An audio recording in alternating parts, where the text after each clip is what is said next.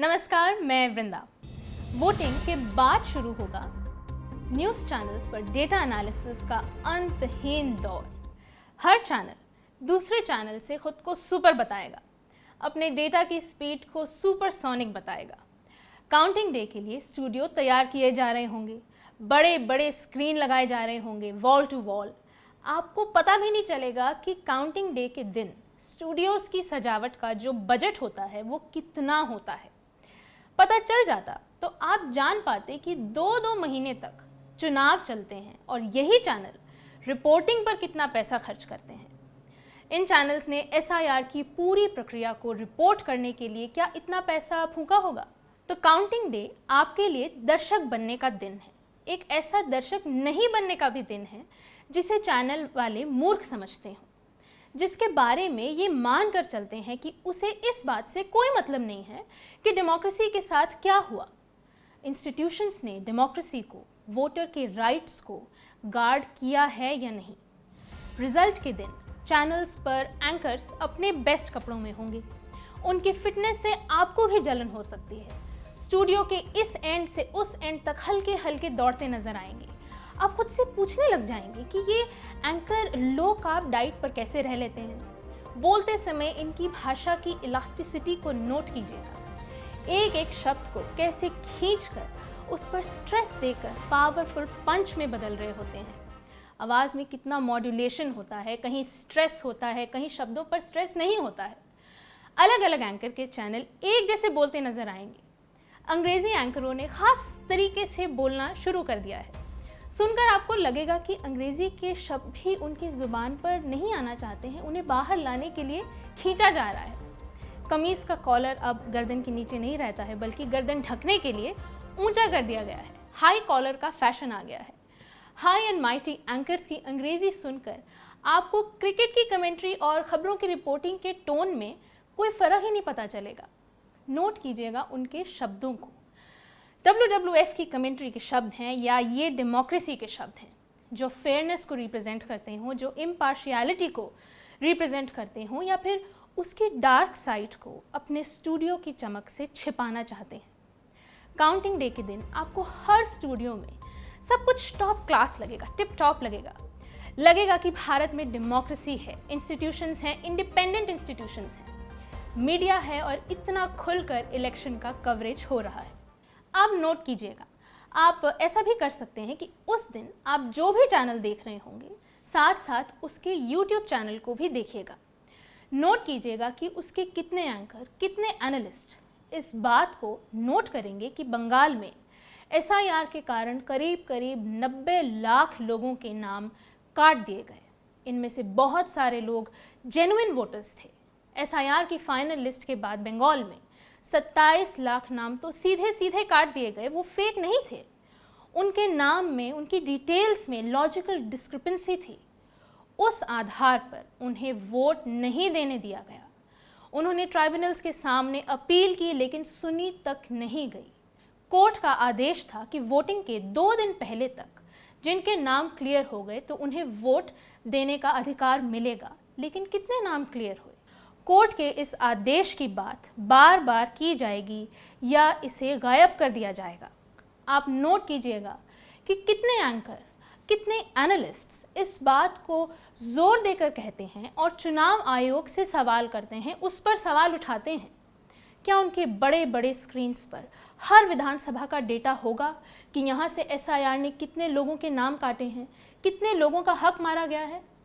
कहीं ऐसा ना हो कि रिजल्ट के दिन डेटा का इस तरह से एनालिसिस होने लग जाए कि आपको पता ही ना चले कि इस डेटा के पीछे कितना डेटा उड़ गया।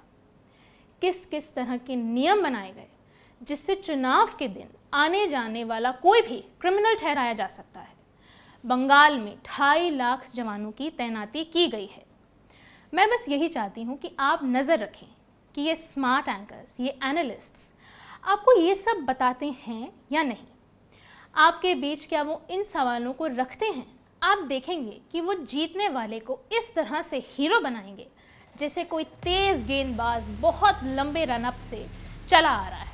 उसका हर स्टाइल, उसकी स्पीड, उसके चेहरे का एक्सप्रेशन, सब कुछ इस तरह से बताया जाएगा जैसे सुनकर ही थ्रिल पैदा हो जाए। कैसे कैसे विशेषण इस्तेमाल करेंगे। Most explosive X factor, mother of all battles, the battle for Bengal, prestige battle, epic battle, superstars of the battlefield. What they skillfully do is hide the actual questions of the election behind these grandiose terms. उनकी भाषा इतनी सुंदर होगी कि जिन लोगों के नाम मिटा दिए गए हैं, जिस लोकतंत्र की हत्या कर दी गई है, उसके दर्द की आवाज़ भी आपको सुनाई नहीं देगी.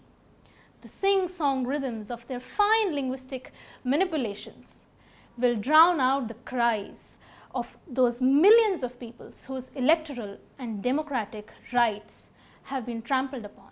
The harder that democracy has faced attacks upon itself, the more glorious their language, the language of these anchors, has become. Result के दिन न्यूज़ चैनलों की कमेंट्री में आपको सब कुछ गुलाबी दिखेगा. उस वक्त ज़रा ठहर कर आप ये सोचिएगा कि क्या ये चुनाव वाकई गुलाबी था. उस वोटर के बारे में सोचिएगा जिसके पास सब था.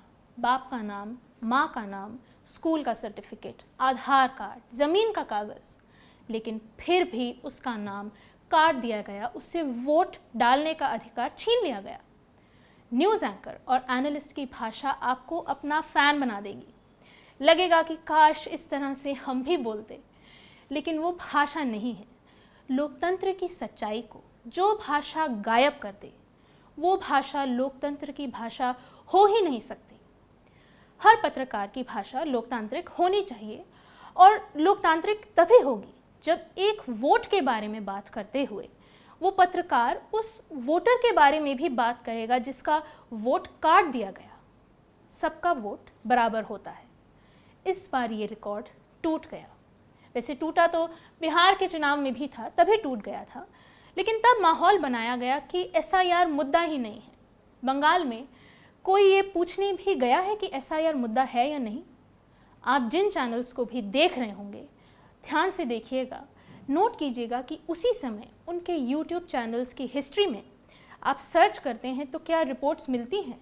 कितने लोगों ने ये रिपोर्टिंग की कि जब वोटर्स के नाम काटे जा रहे थे, जब वोटर का हक मारा जा रहा था, जब वोटर मारा फिर रहा था, इस चिंता में डूबा हुआ था कि इस बार वोटर लिस्ट से नाम कट जाएगा, कहीं इसके बाद नागरिकता के रजिस्टर से ही नाम कट गया तो क्या होगा. एक दो रिपोर्ट हो सकता है आपको मिल जाए, खाना पूर्ति के लिए आपको कुछ रिपोर्ट मिल जाएगी, लेकिन आप तुलना कीजिएगा जब नाम काटे जा रहे थे तब क्या इन चैनलों ने अपने रिसोर्स को उसी तरह से डिप्लॉय किया जैसे रिज़ल्ट के दिन इलेक्शन को, स्टूडियो को सजाने के लिए किया. बल्कि आप आज से ही ये काम कर सकते हैं. सबर इंस्टीट्यूट का नाम आपने कहीं नहीं सुना होगा.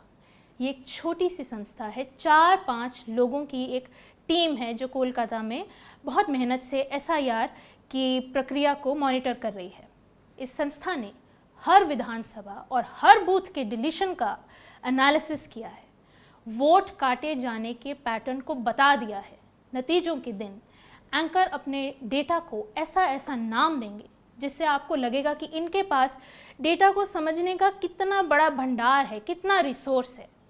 लगेगा कि इनके न्यूज़ रूम में डेटा सेंटर ही है. भारत के न्यूज़ चैनल इतनी तैयारी से चुनाव कवर करते हैं. फिर आप एक और काम कीजिएगा, उसी चैनल के यूट्यूब में जाइएगा और देखिएगा कि सबर इंस्टीट्यूट की तरह क्या इस चैनल ने वोट के काटे जाने के पैटर्न का एनालिसिस किया है. क्या पहले कभी किया था. बड़े बड़े नंबरों से आपको बताया था कि कितने सारे लोगों के नाम काट दिए गए. भारत के इतिहास में ऐसा कभी नहीं हुआ. अगर आप सब भूल गए तो इतना याद रखिएगा कि क्या वो एंकर या उसके साथ बैठे एनालिस्ट्स वोट काटने के दर्द की बात कर रहे हैं, उसे लोकतंत्र के लिए शर्मनाक बता रहे हैं. आपको पता चल जाएगा कि इस देश में लोकतंत्र की लड़ाई कौन लड़ रहा है और लोकतंत्र को कौन कुचल रहा है. नमस्कार, मैं वृंदा.